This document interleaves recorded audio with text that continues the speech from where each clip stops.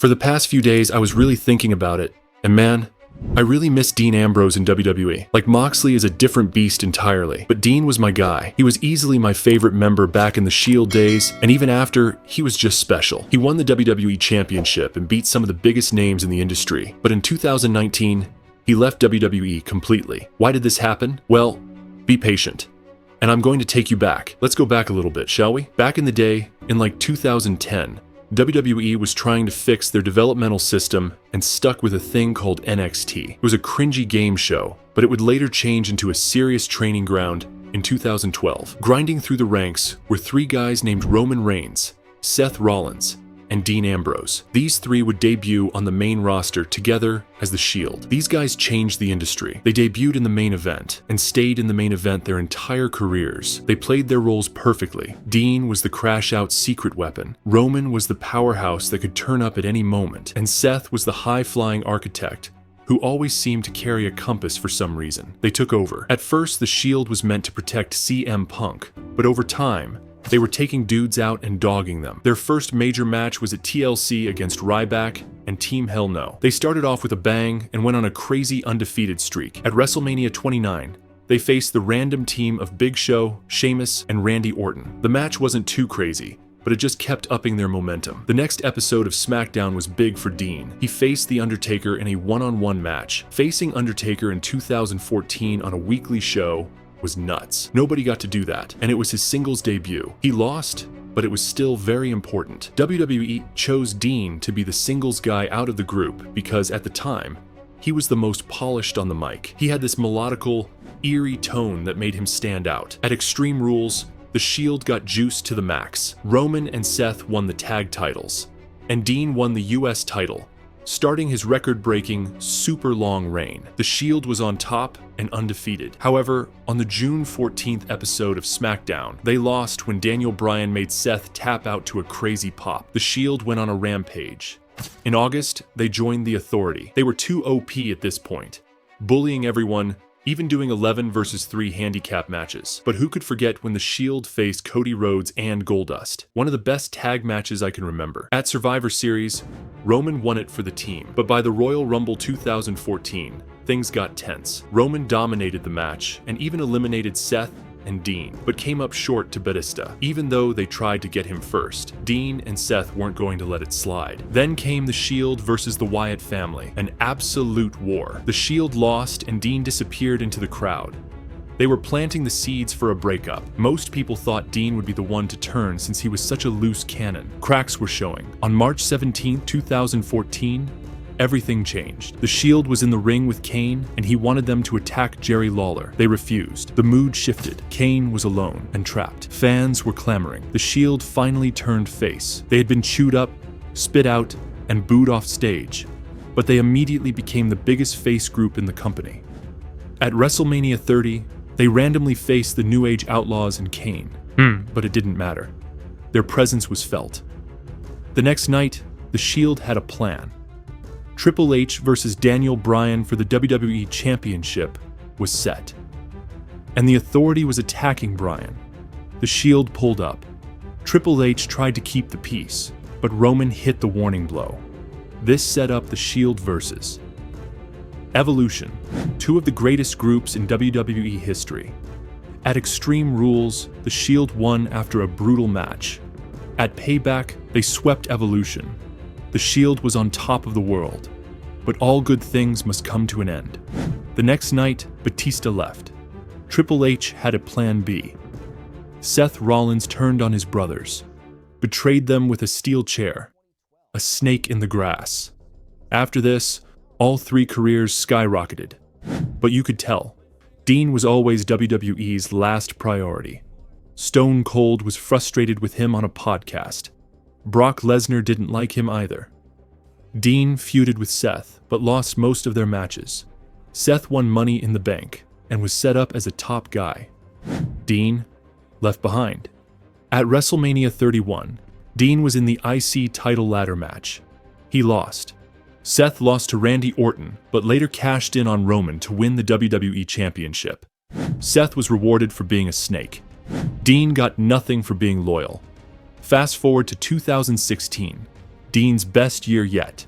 He won Money in the Bank and cashed in on Seth the same night, finally becoming WWE champion. But after a solid SmackDown run, by 2017, he was back to being overlooked. He reformed the Shield with Seth in 2017, won the tag titles, but got injured for 9 months. By 2018, he returned jacked, but WWE botched his booking. He was forced into a cringy heel turn, had to get fake shots in his ass, wore a dumb Bane mask, and they even wanted him to mock Roman's leukemia, which he refused. By January 2019, he was done. WWE tried a "Please Don't Leave" campaign, even giving the Shield a farewell tour, but it was too late. His last match was in April 2019. Then, in May 2019 during the AEW Double or Nothing main event, Jon Moxley debuted, attacking Chris Jericho and Kenny Omega. Dean Ambrose was dead. Moxley was born. Since then, Mox has been a cornerstone of AEW, proving he made the right move. But man, I'd be lying if I said I didn't miss him in WWE.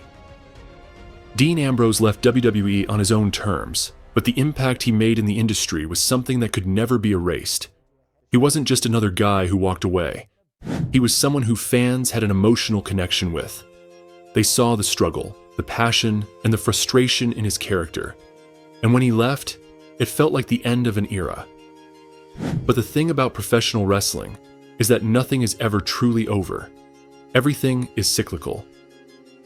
After Dean became Jon Moxley in AEW, he found the freedom he had been searching for. WWE had a structured system, a creative process where wrestlers had very little say in their own direction.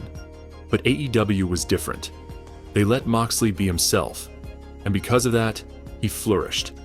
He was no longer restrained by scripts or forced to play a character he didn't believe in. He was raw, unpredictable, and unfiltered, exactly how he always wanted to be. His AEW debut at Double or Nothing was the spark that the company needed. When he attacked Chris Jericho and Kenny Omega, it was a statement to the wrestling world. AEW was real, and they weren't playing around. Moxley wasn't just some former WWE guy cashing in on a new opportunity.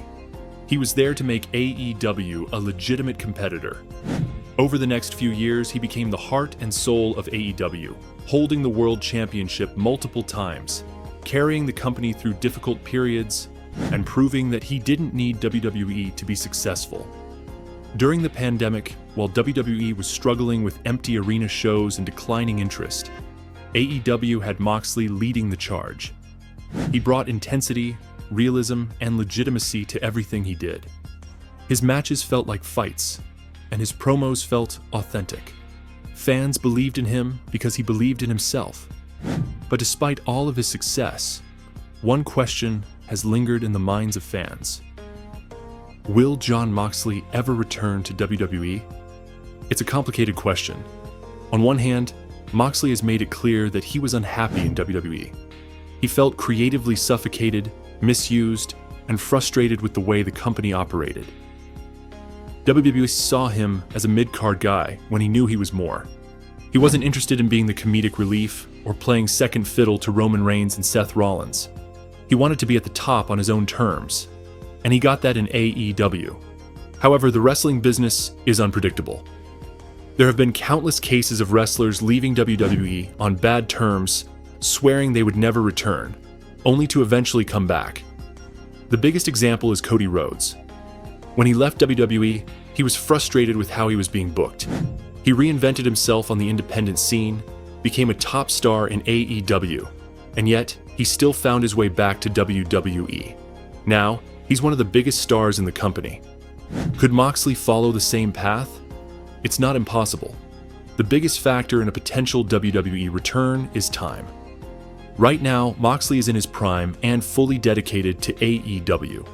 But things change. 5 years from now, AEW might not be the same. WWE might be under completely different leadership. There could be a moment where the stars align, and a return makes sense. Wrestling is built on moments, and Moxley returning to WWE would be a massive one. Another factor is Roman Reigns. Since Moxley left, Roman has become the biggest name in WWE.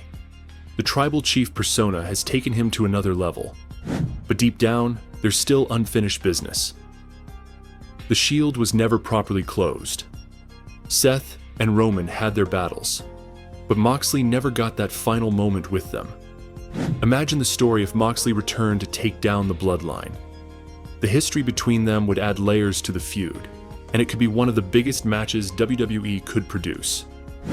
Until then, fans can only speculate. But one thing is for certain. Whether it's in AEW, WWE, or anywhere else, Jon Moxley will always be a force to be reckoned with. His legacy is already cemented, and whatever he chooses to do next, the wrestling world will be watching.